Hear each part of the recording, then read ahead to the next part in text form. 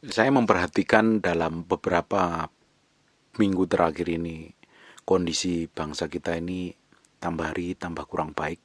Covid meledaknya luar biasa. Dan beberapa bulan yang lalu, kalau nggak salah bulan yang lalu, Tuhan tuh ngomong dalam hati saya tuh rekam.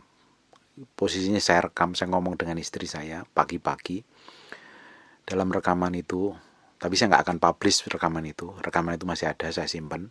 Dan saya ngomong sama beberapa hamba Tuhan dekat dengan saya ceritakan bahwa dalam beberapa ke depan ini akan terjadi musibah dan hal-hal yang buruk. Saya bilang seperti itu. Dengerin baik-baik nih, saya ini bukan peramal, saya bukan seorang yang dikasih karunia nubuatan atau yang penglihatan tentang masa depan, bukan. Saya ini hanya hamba Tuhan biasa saja. Saya adalah orang biasa yang kadang Tuhan ngomong, pada momen tertentu ngomong, dan itu kejadian. Sering kali begitu. Jadi saya rasa bukan kebetulan, dan saya bukan seorang yang memiliki karunia untuk menafsirkan hal yang terjadi masa depan. Dengerin baik-baik, saya hanya menjalankan apa yang firman tulis, saya lakukan aja. Saya just hamba Tuhan yang simple, nggak aneh kayak nggak neko-neko. Saya ngomong bahwa beberapa di dalam rekaman itu saya ngomong ini tanggal berapa, saya sebutkan tanggalnya, akan terjadi hal buruk terhadap bangsa ini. Dan setelah itu saya berdoa. Saya ajak teman-teman dekat sama Tuhan, kita berdoa untuk bangsa ini. Dan kejadian. Dan hari ini kita lihat terjadi peningkatan yang luar biasa. Dan tingkat kematian gara-gara wabah ini, gara-gara COVID-19 ini luar biasa sekali. Saya terus gali pengetahuan tentang COVID-19. Saya lihat websitenya WHO, saya lihat penelitian, penyelidikan atau apapun juga. Saya coba cari tahu nih virus ini penyebabnya dari mana, asal mulanya dari mana. Dan mereka nulis, simpulkan masih dalam bentuk kemungkinan, dan kemungkinan. Ada yang kemungkinannya karena dari penularan di satu kota karena sering memelihara, mengembangbiakan satwa liar dan akhirnya menular ke manusia. Ada juga yang virus yang menular dari hewan ke hewan ternak, akhirnya mutasi, akhirnya menjadi virus. Ada juga banyak macam kontroversi, versi yang saya mengerti, yang saya pahami, gara-gara penyakit COVID-19 ini. Tapi secara pastinya tidak ada yang tahu ini virus penyebabnya apa. Tapi saya percaya, kita sebagai orang percaya, kita tahu kalau Tuhan itu selalu mendatangkan kehidupan, memberikan hidup dan kelimpahan, berkat. Tapi kalau setan pasti mencuri, membunuh dan membinasakan. Itu pasti setan punya. Ada yang menganut teori konspirasi bahwa ini virus ini dibikin sengaja untuk sebagai senjata biologi. Ada juga Amerika menuduh bahwa ada sabotase atau apapun juga lah namanya, saya kurang paham karena saya bukan ahli epidemiologi. Ada juga yang teori yang mengatakan bahwa laboratorium itu bocor karena sampah-sampahnya yang akhirnya mutasi virusnya, kita nggak pernah tahu. Saya banyak baca artikel yang coba mencari tahu penyebab virus ini apa. Saya nggak temukan dengan pasti. Ya saya nggak ngerti virusnya apa. Tapi satu hal yang saya percayain, kalau iblis itu selalu mencuri, membunuh dan membinasakan. Saya percaya virus ini bukan daripada Tuhan, tapi diizinkan terjadi untuk salah satunya untuk memurnikan gereja Tuhan, memurnikan, memilah gereja Tuhan. Bukan berarti kalau banyak hamba Tuhan meninggal gara-gara virus itu enggak benar loh ya. Memang tugasnya sudah selesai di bumi, ya harus menghadap Sang Raja Maha Mulia, ya harus panggil, ya pulang. Kalau udah selesai ya pulang. Kalau hamba Tuhan, orang percaya, anak-anak Tuhan yang mencintai Tuhan, kalau tugasnya sudah selesai di bumi, pasti waktunya tiba ya dipanggil Tuhan. Lewat apapun juga, termasuk lewat virus ini. Dengan kejadian-kejadian meledaknya virus ini, saya banyak belajar, saya banyak merenung, saya banyak tanya Tuhan, saya banyak lebih berhati-hati dan berjaga-jaga. Istri saya sudah divaksin, saya belum karena kondisi asam urat saya itu lagi tinggi. Dan kemarin aneh, ada orang inbox saya, tanya, sebenarnya dia komentar di channel YouTube, tanya mau minta nomor WA, saya enggak kasih. Saya suruh send messenger lewat Facebook, dia send messenger. Dia ceritakan inilah, ngakunya dari gembala gereja besar. Dia udah meneliti masalah akhir zaman selama 10 tahun. Terus dia pelajarin tentang COVID ini, mungkin dia percaya bahwa COVID ini virus yang disuntikkan kepada manusia itu ada chipnya atau apapun lah, saya nggak ngerti. Mungkin ada hubungannya dengan antikristus dan mempengaruhi keselamatan, saya juga nggak ngerti. Ini orang aneh menurut saya, dan banyak orang yang kasih tahu model-model kayak begini sama saya itu banyak sekali. Saya coba selidikin orang ini, saya tanya, kamu dari mana, gereja mana, kamu pernah belajar, gurumu siapa? Karena otomatis kalau dia meneliti tentang akhir zaman, dia mesti memiliki teman, sahabat dan guru-guru, atau memiliki tesis atau penelitian, datanya apa segala macam saya tanya. Dan ternyata dia tidak mau ngaku, ya otomatis nggak jelas, mungkin aja angan-angan. Dia ngaku, dia kasih pertanyaan ke saya bahwa guru yang terbaik itu siapa menurut Bapak? Ya, dikasih tahu ahli teologi, Alkitab, pendeta, penginjil, gembala, atau Roh Kudus. Saya tidak jawab, saya lempar balik, menurut kamu siapa? Dia nggak berani jawab. Dan kita mesti tahu loh orang Kristen ini, bahwa guru terbaik itu memang Roh Kudus, itu penuntun yang terbaik. Tetapi Tuhan ngomong juga di Efesus pasal 4 ayat yang ke-11. Tuhan kasih rasul, nabi, penginjil, gembala, dan guru itu memperlengkapi orang kudus. Makanya kita harus kenapa kita harus dimuridkan di gereja lokal, bergereja lokal, supaya kita itu dibentuk, dimuridkan, dididik, tahu otoritas, tahu sistem kerajaan Allah, tahu bagaimana belajar firman Tuhan dengan benar, tidak asal-asalan. Kalau orang ngakunya belajar dengan Roh Kudus, ujung-ujungnya nanti malah jadi sesat nanti. Berapa banyak teman-teman saya terlalu ngeroh, akhirnya ujung-ujungnya ngawur penafsirannya. Berapa banyak itu, sampai bikin channel YouTube juga. Saya kayak begitu-begitu itu kurang suka. Yang dikit-dikit roh itu saya kurang suka. Karena saya percaya setelah kita lahir baru tuh Tuhan kasih otak tuh nggak hilang, otak masih nempel di kita. Artinya kita harus berpikir jernih, berpikir nalar juga. Tapi ada hal secara ilahi yang kita nggak perlu pikirin, karena itu mujizat ya, kita nggak perlu pakai nalar. Tapi normalnya Tuhan kasih otak untuk berpikir dengan nalar. Makanya kita perlu belajar, perlu dimuridkan, perlu dididik. Itu sebagai sarana untuk membuat kita itu bertumbuh dewasa di dalam Kristus sepenuhnya. Kita mengalami pengenalan Tuhan itu secara ungkul, secara utuh, tidak dalam satu sisi aja. Kenapa kita itu perlu belajar sama penginjil, pada rasul, pada nabi, pada gembala, pada guru, supaya kita itu melihat sisi Yesus itu sempurna, utuh. Kalau selama ini dikenalnya bahwa kalau jadi hamba Tuhan itu harus jadi gembala. Jadi banyak orang Kristen ngerti sisi Yesus dari sisi gembala. Gembala itu ya, Yesus itu baik, Yesus mengampuni, Yesus itu luar biasa, Yesus itu menolong. Ya memang dari sisi gembala seperti itu.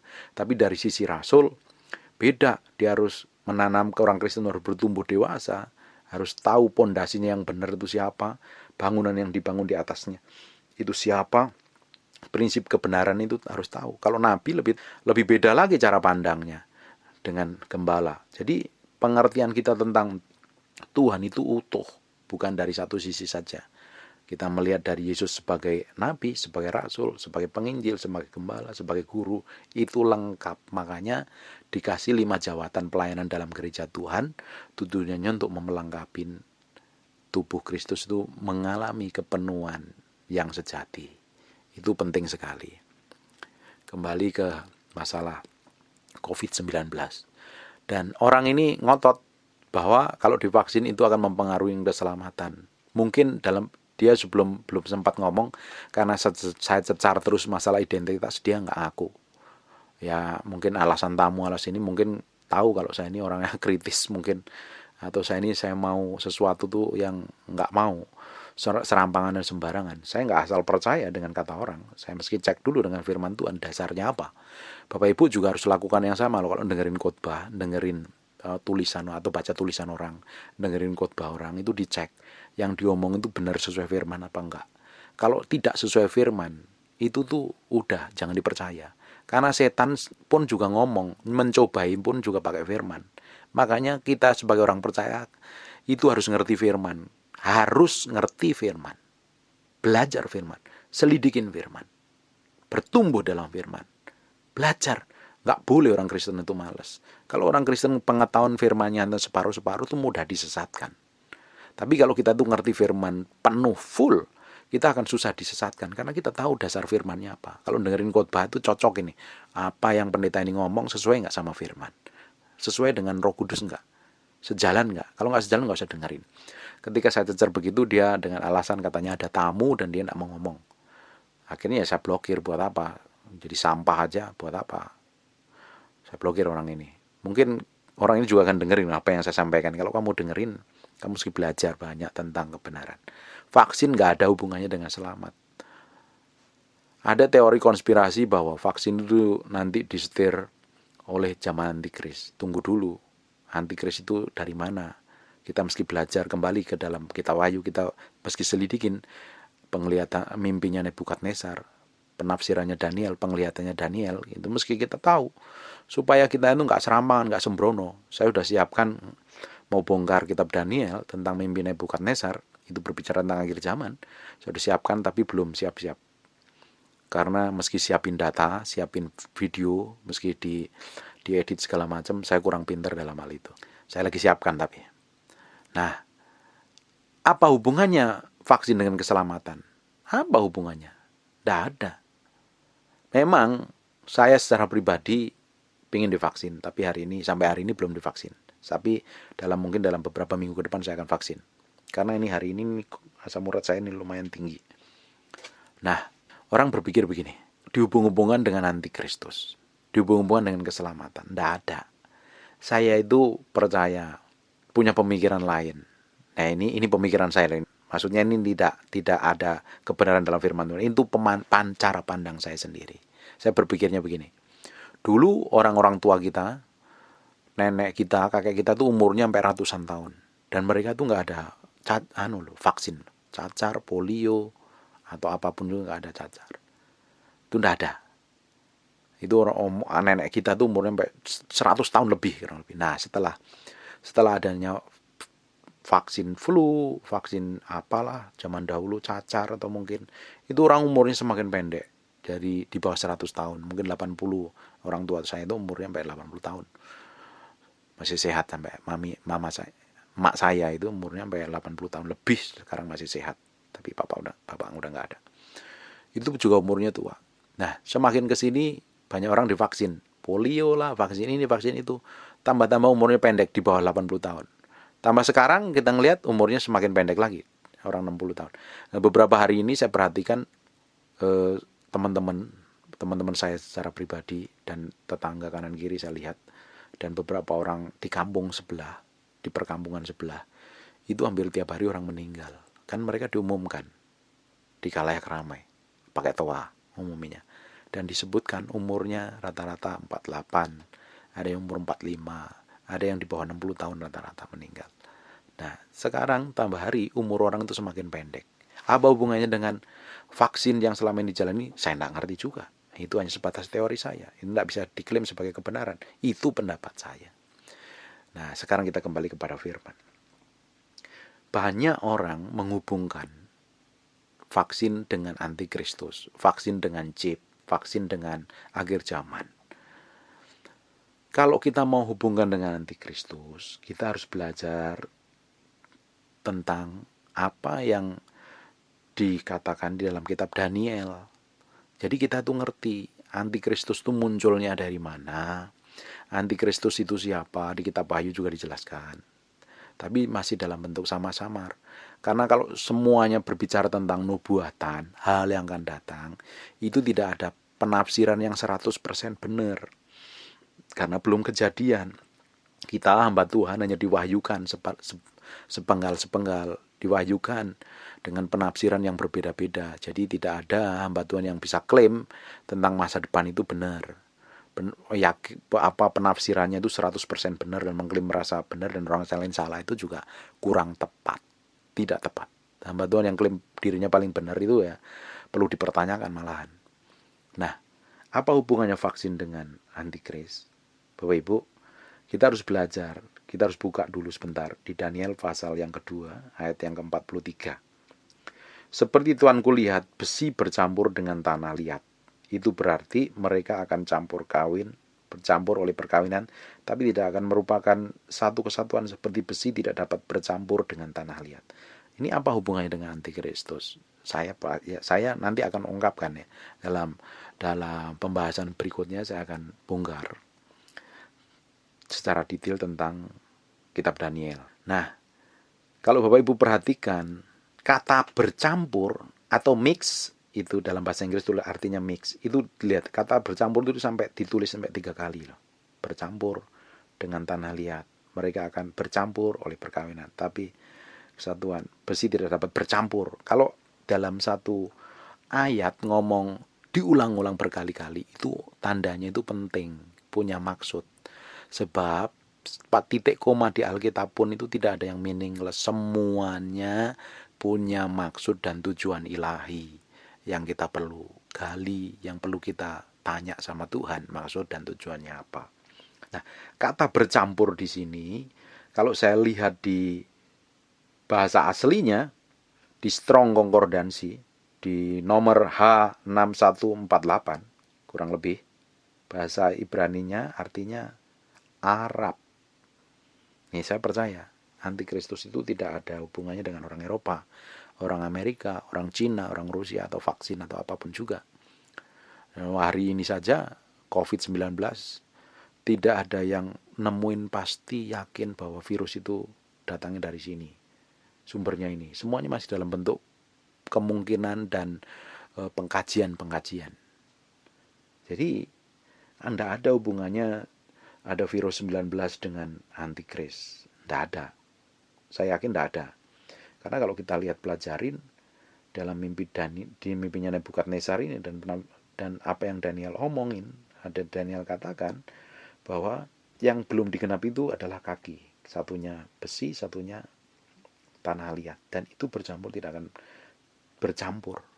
Nah, kata bercampur ini artinya Arab. Kalau Bapak Ibu tahu. Arab. Apa hubungannya dengan Iran? Ada kemungkinan. Saya yakin dan percaya bahwa apa yang Tuhan wahyukan melalui hidup saya, melalui diri saya, akhir zaman itu selalu ada hubungannya dengan orang-orang di Timur Tengah. Nanti kita bongkar ya. Saya janji akan bongkar tentang dari mana antikristus datang. Itu tapi sifatnya masih dalam penafsiran loh ya. Tidak ada kemungkinan 100% benar itu. Nah, ada orang masih belum terjadi kok. Siapa yang tahu masa depan? Yang tahu masa depan hanya Tuhan sendiri. Kita hamba Tuhan kan hanya menafsirkan, meneliti, menyelidiki. Besi dan tanah liat itu memang tidak pernah bersatu. Mana bisa bersatu? Tidak ada bisa. Nah, kalau kita lihat kejadiannya, pasti ada hubungannya antara kejadian di Israel, kejadian di Timur Tengah, kejadian di Iran, kejadian di Turki, sekitar itu pasti ada hubungannya. Nah, kita lihat di sana ada 2 aliran yang keras sekali, yang merasa merepresentasikan paling benar. Siapa itu? Sunni dan Syiah. Dan ini tidak pernah bisa bersatu sampai hari ini. Mungkin saja ini bisa saja. Nanti kita selidikin ya. Kepastiannya, kebenarannya, kita pelan-pelan akan selidiki dengan baik. Kita akan bongkar pelan-pelan di kitab Daniel ini. Tapi apa yang terjadi, kita buka sebentar di Daniel 2 ayat yang ke-45. Tepat seperti yang Tuhan kulihat bahwa tanpa perbuatan tangan manusia, sebuah batu terungkit lepas dari gunung dan meremukkan besi, tembaga, tanah liat, perak dan emas itu. Allah yang maha besar telah memberitahukan kepada Tuanku, Raja, apa yang akan terjadi di kemudian hari. Mimpi itu adalah benar dan maknanya dapat dipercayai. Saya percaya virus COVID-19 ini datangnya bukan daripada Tuhan. Pasti yang jelas ada campur tangan si jahat.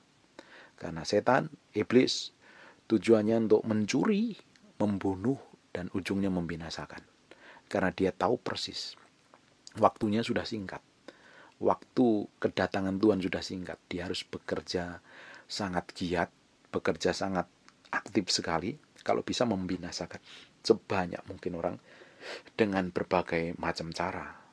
Kalau kita lihat Wahyu, banyak sekali wabah, banyak sekali kejadian-kejadian yang mengerikan yang akan me-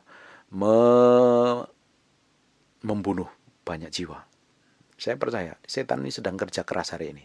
Tapi orang Kristen nyantai. Sedang setan sendiri kerja kerasnya itu luar biasa sekali.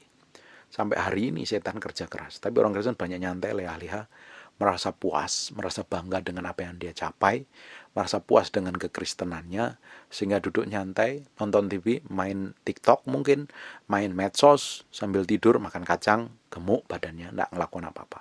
Banyak hamba Tuhan juga lakukan sama dia, terpuas dengan apa yang dicapainya, puas dengan apa yang diraihkan, puas dengan gereja yang dibangunnya, puas dengan jemaat yang datang ke gerejanya, sehingga dia banyak lupa dengan tujuan Tuhan yang ilahi. Sedangkan iblis giatnya bukan main. Dia giat untuk mencuri, membunuh, dan membinasakan supaya banyak pengikutnya masuk bareng bersama-sama di dalam lautan api kekal. Kita tidak bisa lagi menjadi orang yang seperti itu. Kita harus benar-benar berhati-hati, berjaga-jaga, sungguh melakukan apa yang Tuhan mau. Supaya kita ini tidak serampangan. Ini bukan waktunya main-main loh, Bapak Ibu. Tapi kita lihat tuh, setan tuh giat sekali loh. Tidak mungkin setan diam dulu kaki ongkang-ongkang menunggu orang mati terus. Dia akan menyerasatkan, dia akan membinasakan. Dia akan merebut banyak jiwa masuk dalam kerajaan maut bersama-sama dia suatu hari nanti. Tapi kita sebagai orang percaya, kita harus berjaga-jaga. Kita harus sungguh-sungguh berjaga-jaga. Buka sebentar di Markus pasal yang ke-13, ayat yang ke-33. Hati-hatilah dan berjaga-jagalah, sebab kamu tidak tahu bila manakah waktunya tiba. Kita tidak tahu waktu kita tiba. Bisa waktu Tuhan datang di awan permai. Bisa juga waktu kita sendiri tiba, dipanggil Tuhan. Kita nggak tahu. Siapa yang tahu masa depan? Siapa yang tahu besok akan terjadi apa? Siapa yang tahu 1 jam ke depan akan terjadi apa? Tidak ada yang tahu. Bahkan peramal pun yang hebat pun tidak pernah tahu tentang masa depan. Jadi kita ngapain? Berjaga-jaga, suruh berjaga-jaga. Berhati-hati. Hati-hati itu artinya ngapain? Sikap tindakan kita itu harus dipikir matang-matang. Resikonya apa? Nih lihat nih baik-baik ini para netizen ini. Yang banyak sering nonton channel YouTube. Kalau ngelihat pendeta atau ngelihat orang lain tuh nggak sejalan dengan pemikirannya tuh, pingin sekali komentarnya pedes. Hati-hati. Direm dulu dong, dipikir dulu dong apa yang dikerjakan, apa yang dikomentar ini benar berkenan di hadapan Tuhan apa tidak. Disuruh berhati-hati loh dalam segala hal loh. Termasuk komentar di media sosial, termasuk tingkah laku kita, sikap kita, kelakuan karakter kita. Itu kita harus berhati-hati. Kalau mau bertindak itu dipikir dulu, ini menyenangkan Tuhan apa tidak. Ini jangan-jangan apa yang saya lakukan itu membuat Tuhan terluka, membuat Tuhan tidak senang, membuat Tuhan itu malah murka. Jangan-jangan apa yang saya lakukan menurut kacamata saya benar, ternyata malah kita bikin dosa. Ya enggak ada gunanya toh. Buat apa? Hati-hatilah dan berjaga-jaga. Kita suruh hati-hati. Ngitung segala sesuatunya dihitung dengan baik. Jangan sampai kita malah terjerumus dan kita malah jatuh di dalam dosa. Tindakan kita ini hati-hati. Dipikir dulu. Kalau mau bertindak itu dipikir. Untung ruginya apa? Menyenangkan Tuhan apa tidak? Terus kita berjaga-jaga. Berjaga-jaga siap saja. Ketika Tuhan panggil kita, Tuhan siap. Kita harus didapati menjadi siap. Tuhan panggil kita atau Tuhan datang untuk kedua kalinya menjemput kita di awan permai, kita harus menjadi bagian yang akan ikut masuk pengangkatan. Saya percaya itu. Kita harus mempersiapkan diri dengan baik. Bapak Ibu, saya kasih gambarannya. Bapak Ibu lihat kemarin kejadian di Suriah dan Irak. Itu sangat mengerikan sekali. Di Libya. Ketika ISIS itu berkuasa, orang yang tidak sepaham dengan dia, bahkan seagama loh, tapi nggak sepaham sama dia, dipotong lehernya loh, dibunuh. Nah, tadi kita bongkar tentang antikristus itu asalnya dari Arab, bermik itu kata bercampurnya dari Arab. Saya percaya antikristus datangnya dari salah satu negara itu. Bapak Ibu, bisa bayangkan kalau mereka berkuasa, apa yang terjadi? Bukankah kita disuruh nyangkal kita, Bayu, nyangkal iman kita? Yang paling getol suruh nyangkal iman kita itu siapa? Nanti dipotong leher kita loh. Kalau kita nggak berjaga-jaga sampai hari ini. Ketika tiba-tiba besok atau lusa atau minggu depan Tuhan datang. Dan kita nggak siap. Tiba-tiba kita ditinggal, nggak masuk dalam perjamuan kawin anak domba. Kita nggak diangkat. Kita tinggal di bumi. Dan tiba-tiba antikristus berkuasa. Luar biasa aniayanya. Apa kita mampu? Sanggup? Makanya Tuhan ngomong, hati-hatilah dan berjaga-jagalah. Supaya kamu, sebab kamu tidak tahu bila manakah waktunya tiba. Dan halnya sama seperti seorang yang berpergian, yang meninggalkan rumahnya dan menyerahkan tanggung jawab kepada hamba-hambanya masing-masing dengan tugasnya, dengan memerintahkan penunggu pintu supaya berjaga-jaga. Bayangin, meninggalkan rumahnya, menyerahkan tanggung jawab kepada hamba-hambanya masing-masing dengan tugasnya. Bukankah setiap kita ini Tuhan kasih tanggung jawab masing-masing yang berbeda? Bapak Ibu, mungkin ada yang bergerak di bidang makanan, pekerja, pelayanan, hamba Tuhan, gembala, karyawan, atau apapun juga. Apa yang Tuhan percayakan hari ini, pekerjaan apapun itu, kita harus tanggung jawab. Harusnya jadi orang Kristen itu bisa cepat dipromosi, gajinya naik, karena didapatin tanggung jawab melakukan seperti apa yang Tuhan mau. Ketika jadi karyawan, dikerjakan memiliki tanggung jawab, bukan ogah-ogahan, makan gaji buta, pengalaman pemimpin. Kalau jadi anak buah, ya harus tunduk sama otoritas yang ada. Supaya apa? Kita ini didapati bertanggung jawab. Coba bayangin, kalau tiba-tiba Tuhan datang dan kita nggak bertanggung jawab dengan apa yang Tuhan percayakan, kita didapati menjadi hamba yang jahat loh. Kemarin kita pernah bahas tentang wong mina. Ada yang dipercayakan 5, ada yang dipercayakan 2, ada yang dipercayakan 1. Yang 2 dan 5 itu bertanggung jawab, tapi yang 1 tidak bertanggung jawab. Akhirnya apa? Dibuang dia. Suruh yang 1 dikasih ke yang 5 dan dia disiksa. Di tempat gelap adanya ratap dan kertak gigi. Nah, kita harus bertanggung jawab nih. Bapak Ibu dipercayakan apa hari ini? Jadi bapak, jadi suami, jadi ibu rumah tangga, jadi bos, jadi karyawan, jadi sopir, mungkin jadi asisten rumah tangga, jadi penginjil, jadi gembala. Kita harus bertanggung jawab penuh. Bertanggung jawab penuhnya itu, kalau kita bertanggung jawab penuhnya untuk Tuhan, kita tuh pasti bertanggung jawab untuk sesama, untuk atasan, untuk jemaat. Nah, makanya Tuhan ngomong, segala sesuatu kerjakanlah seperti untuk Tuhan. Nah, apa yang kita kerjakan itu harusnya untuk Tuhan. Supaya ngapain? Kalau kita didapati nanti tiba-tiba Tuhan datang dan kita tetap melakukan pekerjaan kita dengan penuh tanggung jawab, kita pasti didapati Tuhan, menyenangkan hati Tuhan. Ayat 35, karena itu berjaga-jagalah. Diulang lagi loh, kata berjaga-jagalah.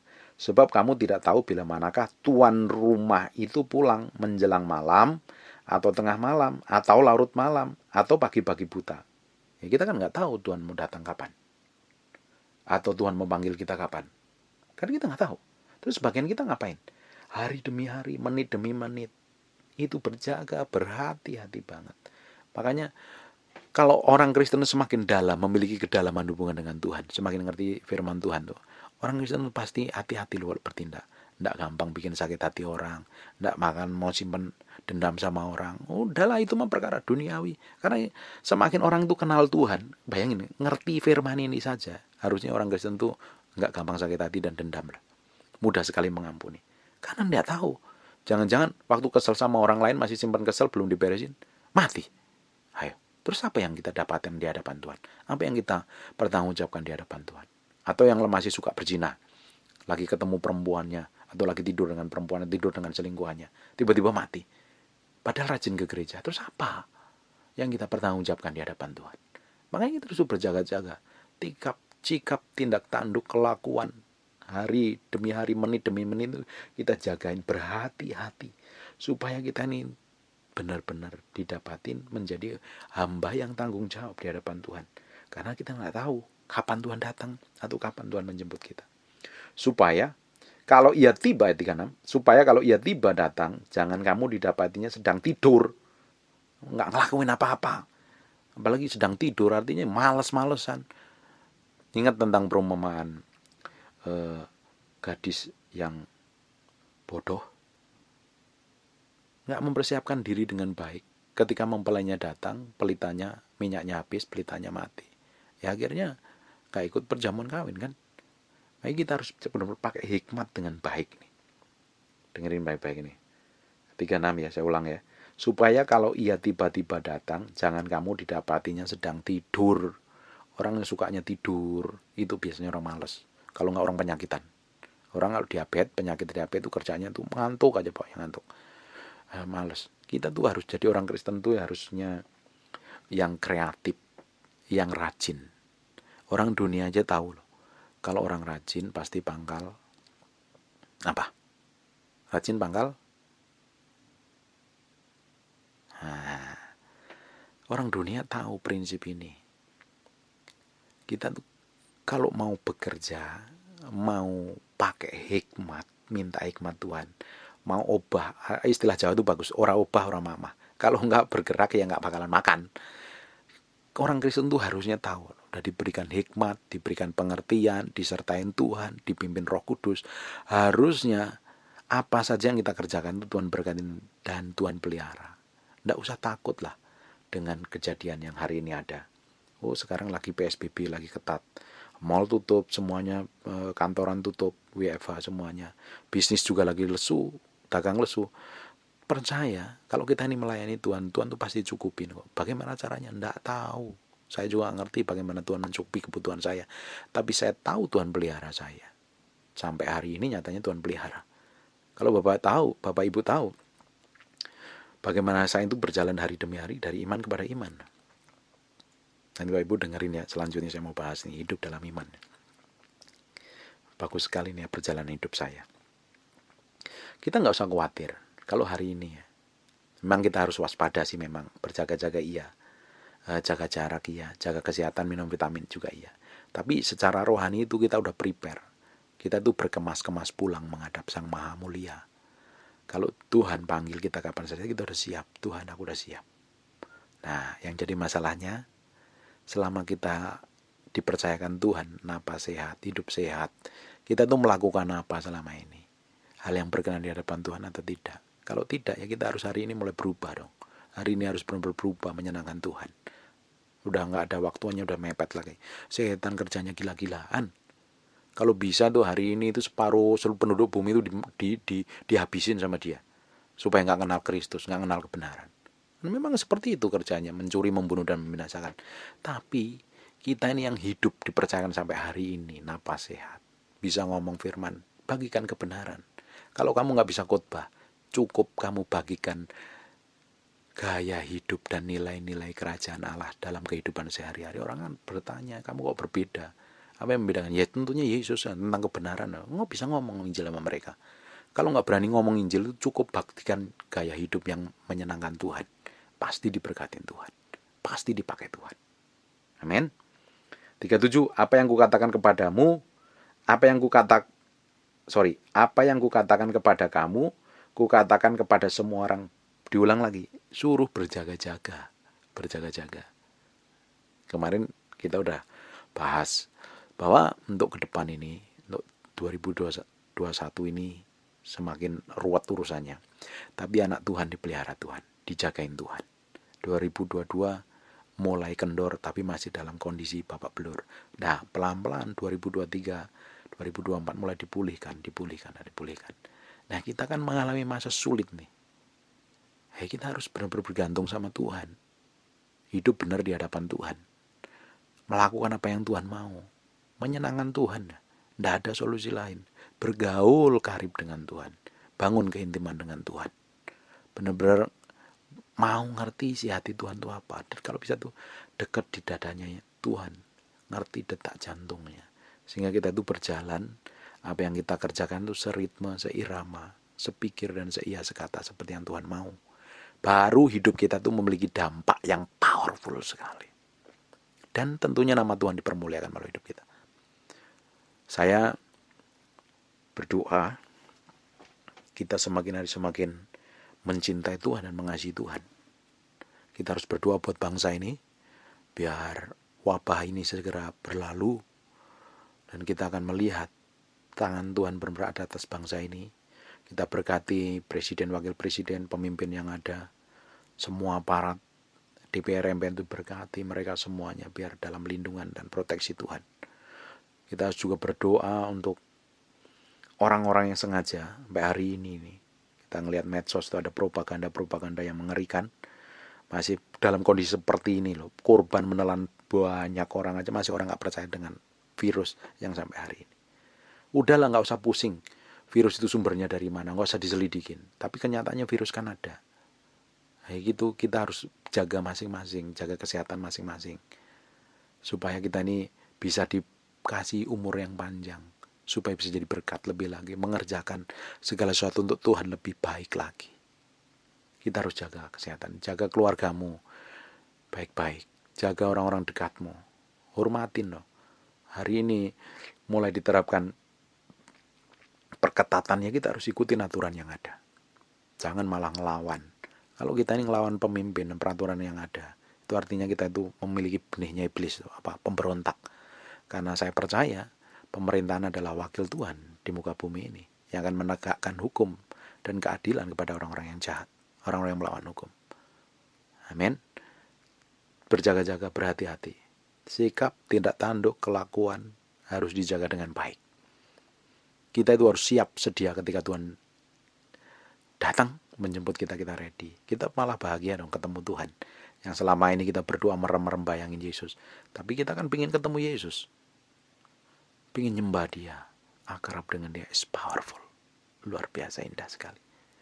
Selama kita dipercayakan di bumi, kerjakan semua yang Tuhan percayakan itu dengan tanggung jawab.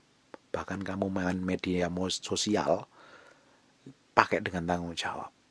Bekerja, jualan, dagang, bisnis, atau apapun juga, kerjakan dengan tanggung jawab. Seperti mengerjakannya untuk Tuhan, untuk kemuliaan nama Tuhan. Pasti hari demi hari Tuhan berkatin kita. Tidak usah khawatir. Semakin kita itu kenal Tuhan ya, kita gak perlu khawatir kok. Gak ada rasa khawatir, karena kita tahu Tuhan yang kita percayain. Saya bertahun-tahun belajar tentang ritme cara kerja Tuhan, dan Tuhan selalu pelihara dengan baik. Amin. God bless you.